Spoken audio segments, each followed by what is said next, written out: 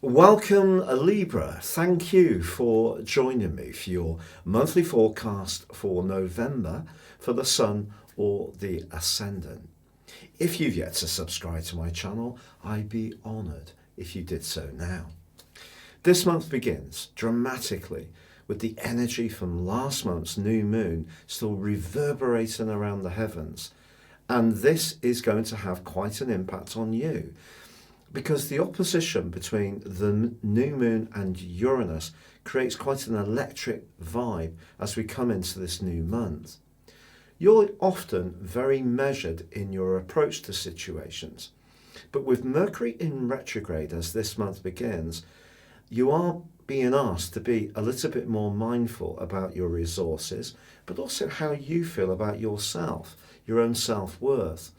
But this opposition between the new moon and Uranus could see you being a bit more impetuous, but that actually can be rather exciting too. Also, in the first 9 days of this month, Libra, there is a clash between Mars in your sign and Pluto, the planet of power, in your sector of emotions. It's possible that you're going to be more single-minded as you enter this month, even a little bit willful, especially about following your heart on a matter. If people are used to you being more deferential to them, they may be in for a surprise. Then again, perhaps someone's going to be bending or pushing their will on your situation, and you may have to resist this. However, the move on the second of your ruler Venus into such a delicious part of your scope can see you use your natural diplomacy to good effect if there are important things to discuss. The quarter moon of the 4th in your sister air sign of Aquarius, however, could see you being buzzed by someone close to you to help them around a financial matter, or perhaps you'll be minded to be very, very generous. Whilst this could be really sweet, it is going to be important if someone is almost taking your help for granted to reinforce your boundaries about this and remind them that they are responsible for their own financial situation.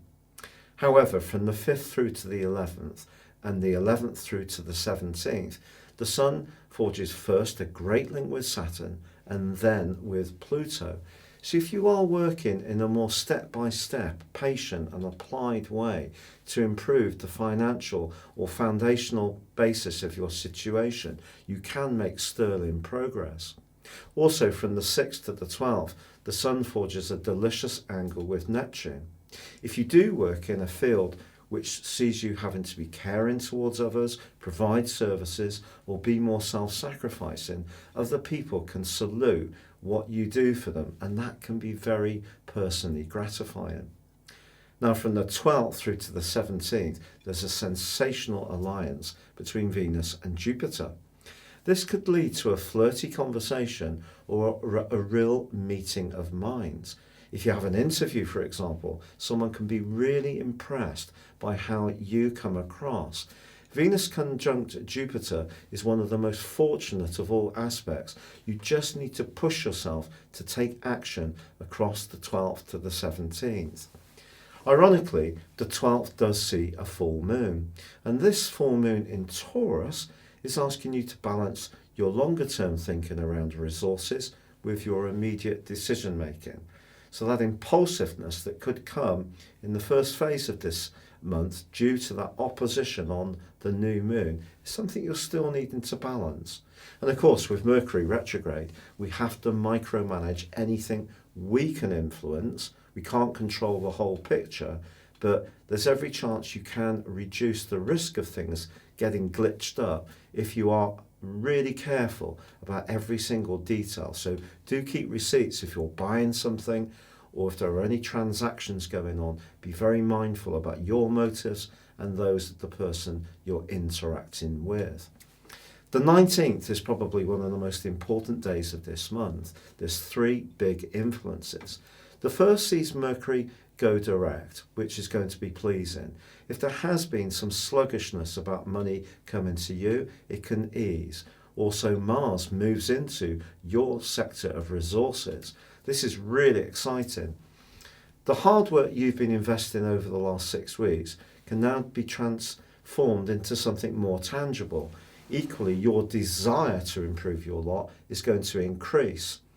But this could have a more sensual dimension too, because Mars is very much about instant gratification, and it's also about more masculine desire. So if you do find yourself wanting to get more intimate with a partner or connect with someone you really are attracted to, it wouldn't be a surprise. There is also a quarter moon on the 19th in Leo. Your friendship circle may be something that you really hold in high esteem, but ensure that your values are well aligned with everybody in that group. It is possible there could be some kind of divergence between you and someone who in the past you have got on pretty well with. Now the 23rd sees the Sun storm its way into the sign of Sagittarius, joining up with Jupiter and initially with Venus. This is delicious because for you, this is going to see an increase in the pace of life. It's also going to see you thinking quickly and more energized and wanting to be more active. But it can be a very social dimension too. Ironically, on the 26th, your ruler Venus moves into the more sedate 4th house. Here it's asking you to think about your environment.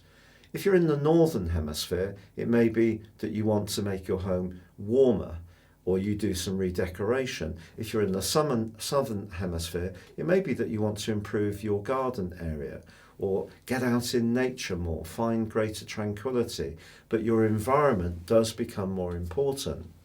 Interestingly, however, there is also a new moon on the 26th, which of course is in the sign of Sagittarius.